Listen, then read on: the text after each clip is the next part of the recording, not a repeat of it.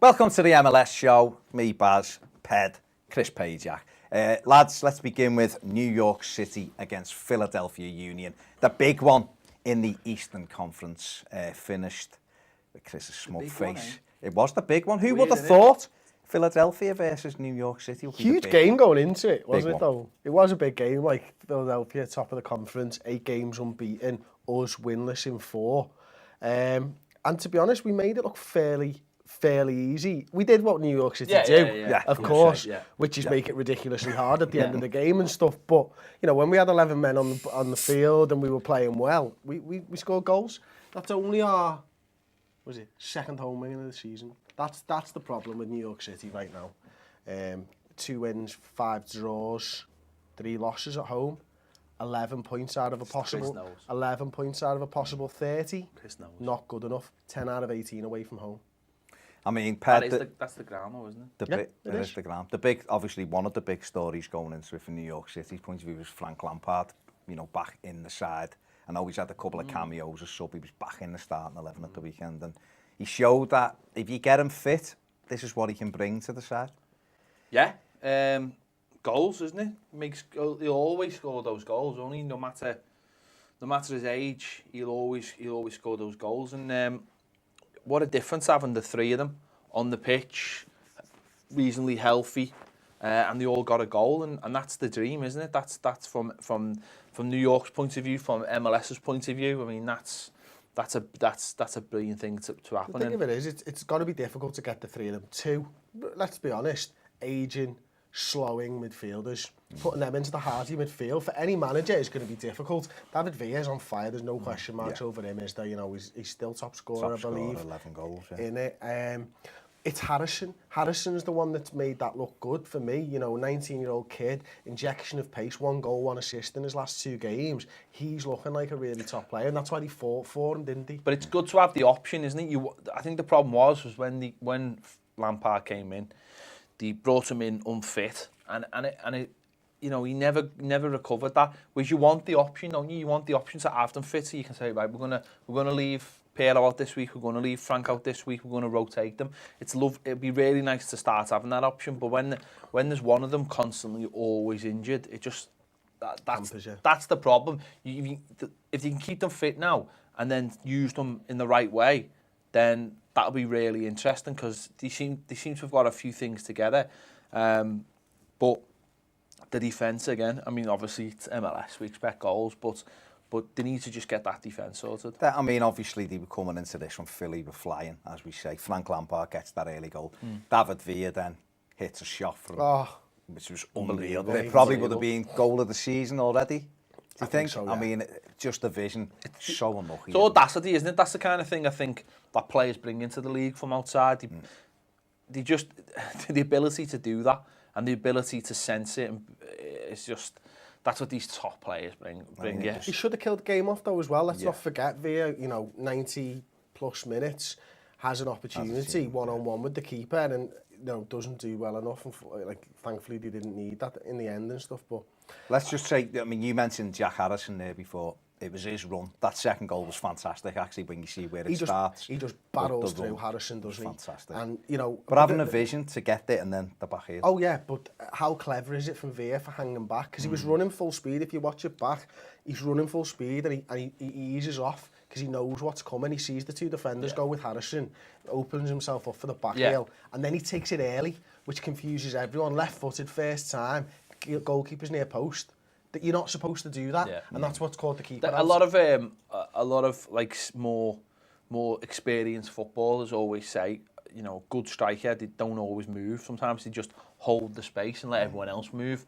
I think that's really clever. One thing I'd like to see from Villa is, though, I think at times, like you've just been saying, I think the game's too easy for him, and I think he doesn't always take chances that he should take, because it's almost like, don't worry about it. But I think if he tuned that up a little bit and just started saying, like, I know it's hard to get back to the level he was at, but if you just tuned his mind to think that, right, every chance is really important, I think he could score probably another 10 goals in you know, where he's at now. I mean, if you look at his goal was fantastic. He just passes it into the net, doesn't he? That's the ability. But he does miss a lot of chances. Well, Chris has mentioned that 3-2.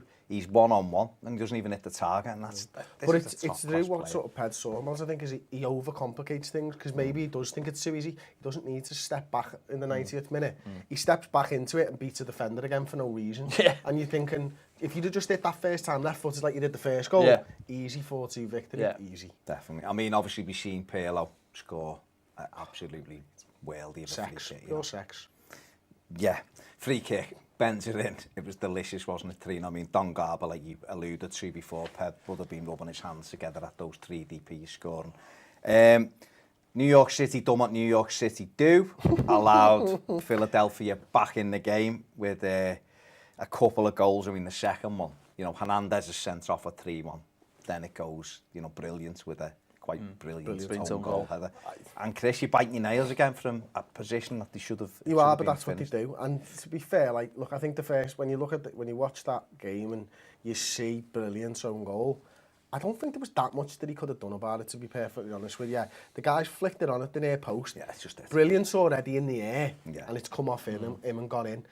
I can't really blame him too much. The fact is, he always seems to be in those positions to score own goals. That's a problem. In that Martin Skrtel used to do that for Liverpool, and he's got the most ever own goals in the Premier League or something. So I'd worry a little bit about his positioning for stuff like that. Why isn't anyone closer to the man who flicked it on now? But that's what New York City do, mate. They always make it difficult for themselves. I mean, the own they've won it. You know, they had more shots. Philadelphia actually shaded the possession just about. New York City both had a 76 accuracy on the passing, 398 passes, 397 there. Ped, let's quickly just talk about Philadelphia Union, because they've come from nowhere, really. I mean, last season, 9th in the Eastern Conference, struggling to put some stats down here. I mean, last season, they ended up with 37 points after the 34 games. They've got 23 points after 15 at the moment. 6 wins. They only finished with 10 wins last season. You know, what has Jim Curtin been able to do, and how have they turned it round? Because they've got Tranquilla Barnett, of course, but they haven't got those big names. I mean, suppose bringing Chris Pontius in. That was a very clever signing, I think. Very clever signing, all that experience. I don't know, it's hard. It's MLS, isn't it? It's hard to put your finger on it at times. I think some players,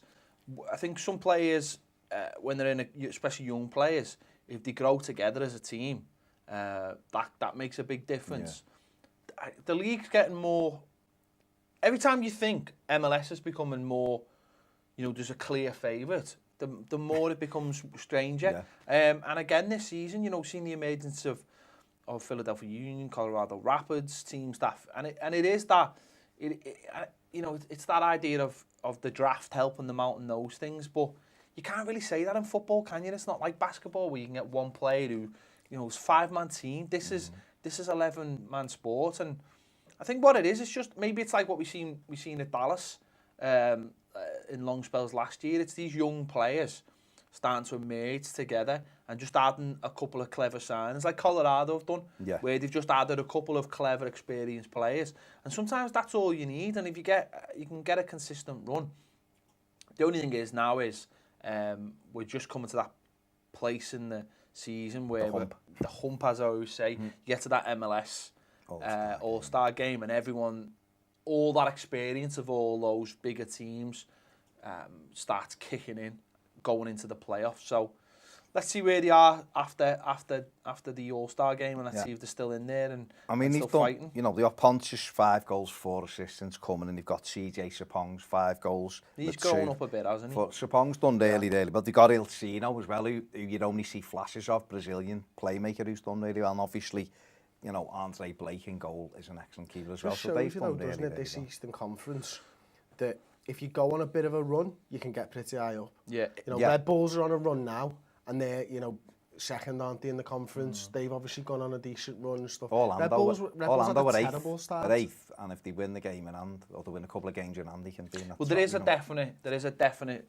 gulf between the two. You know, the East, you do so. I mean, you have to look at the supporters' shield to see that there is a little bit of a difference.